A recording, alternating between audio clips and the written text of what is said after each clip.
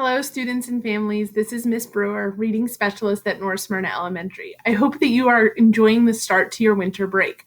Today, I have a read aloud for you.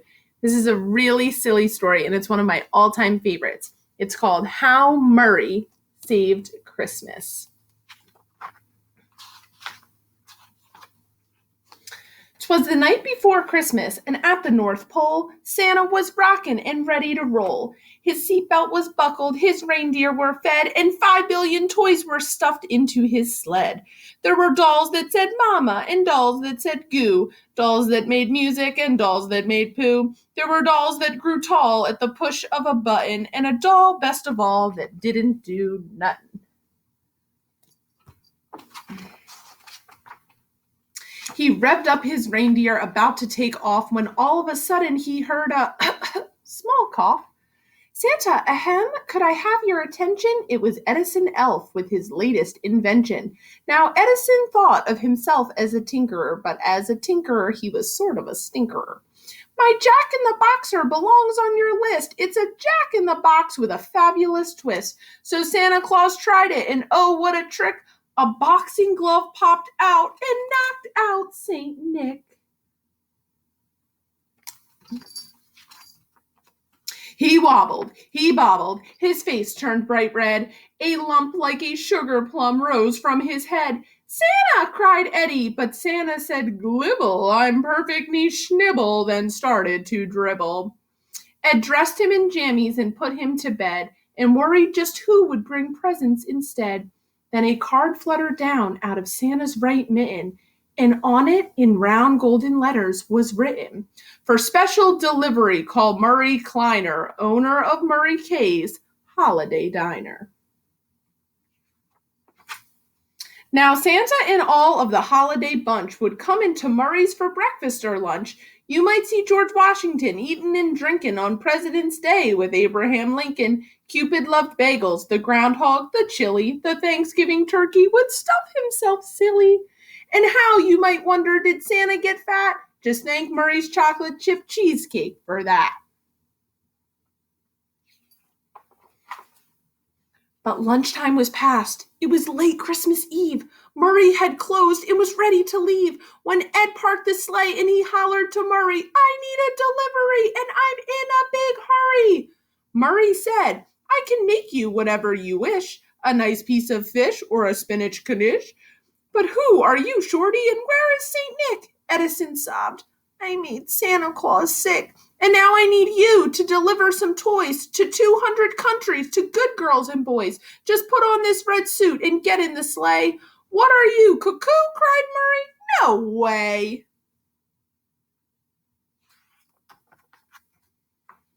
Give me one reason to schlep through the snow, bringing billions of presents to kids I don't know. Will anyone pay me? Will anyone tip? What if I slip and fracture my hip? Look out the window, it's cold and it's shivery. Why in the world should I make this delivery? Because it's Christmas, said Ed. Christmas, you know, is that one special season when people do good things without a good reason. The grouchiest men will wear musical ties and buy Christmas presents for folks they despise. The cheapest of cheapskates will spend all his money, and people make fruitcakes from concrete and honey. Christmas works magic, said Edison knew it. You're not playing fair, Murray grumped, but I'll do it. Murray put on the suit. The belly was baggy. The shoulders were saggy. The bottom was draggy. I'm fat, Murray said, but it seems Santa's fatter. The caboose is quite loose, but I guess it won't matter. Then they hopped in the sleigh, which sped off like a comet, causing Murray to holler, slow down or I'll vomit. I've just got one rule, but Shorty, it's basic. If you go too fast, then I'm bound to get sleigh sick. They made their first stop, Eddie fearing the worst. Murray fell down the chimney and landed tush first. He didn't come back till 2:15, when Eddie cried, Murray, what happened to you? Murray shrugged. By the fireplace, kids hung up socks, so I loaded the socks up with bagels and lox. They went to the next house. It didn't go better. Murray got bit by a big Irish setter. He stepped on a turtle at house number 3. At house number 4, he knocked over the tree.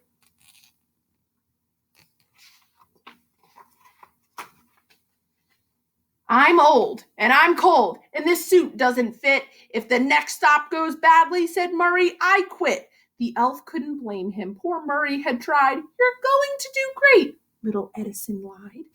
Murray jumped down the chimney and landed so hard the thud knocked the snow off the trees in the yard. He got to his feet with an oof and an oi and found himself facing a 6-year-old boy. The boy exclaimed, Santa! And Murray said, where? Oh, right, you mean me. Yes, I'm Santa, I swear. Get a load of this laugh. Ho, ho, ho, Murray chuckled.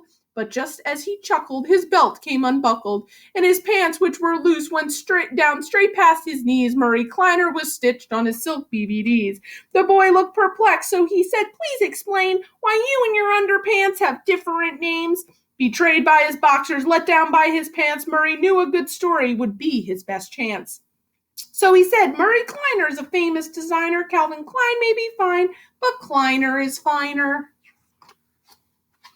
Are you sure you're Santa? You don't have a beard. Your suit is all baggy. You smell kind of weird. I shaved off the beard. Mrs. Claus said it tickles. And I went on a diet, club soda and pickles. That should explain why I'm beardless and bellyness. The pickles would also account for my smelliness. So there, I've explained. I've made everything clear. And then the boy asked him to name his reindeer. Murray hemmed and he hawed. He did not know this stuff, so he huffed and he puffed and proceeded to bluff. There's Dumbo and Jumbo and Mason and Dixon and Cosmo and Kramer and Richard M. Nixon. Murray looked at him hopefully. How did I do? You're a fake, the boy cried. I guess Santa is too. Murray said, there's a Santa, and I've got the proof. They went out on the lawn and looked up at the roof. That's Santa's sleigh sitting there in the snow. There's the toys and the reindeer, whose names I don't know.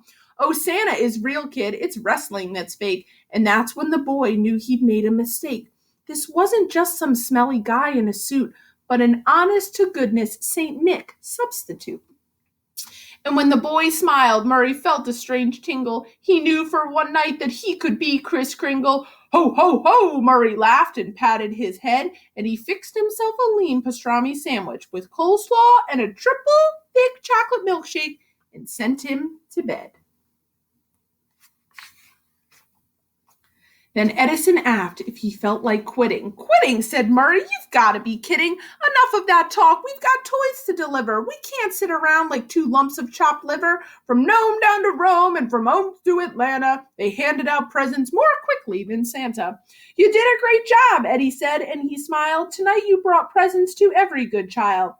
Let's not stop, Murray said. We have time. We have toys. Why can't we bring them to bad girls and boys? So a kid might be lazy. He might be a slob. He drives his folks crazy. That's sort of his job.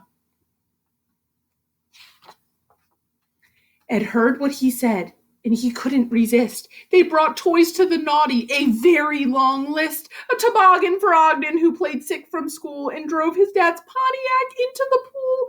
For Brooke, a good book, since she broke the TV. The VCR PC in every CD.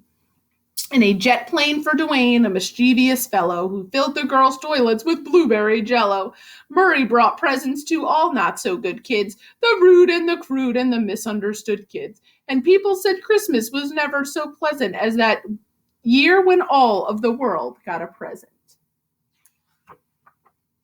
Murray said, well, there's nothing for us in this sack, so he gave Ed a hug, and Ed gave him one back. You know, you're a nice guy, said Edison Elf. Thanks, Murray said. You're not half bad yourself. On lipstick, on dipstick, on Pixie and Dixie, on Cramden and Norton and Alice and Trixie.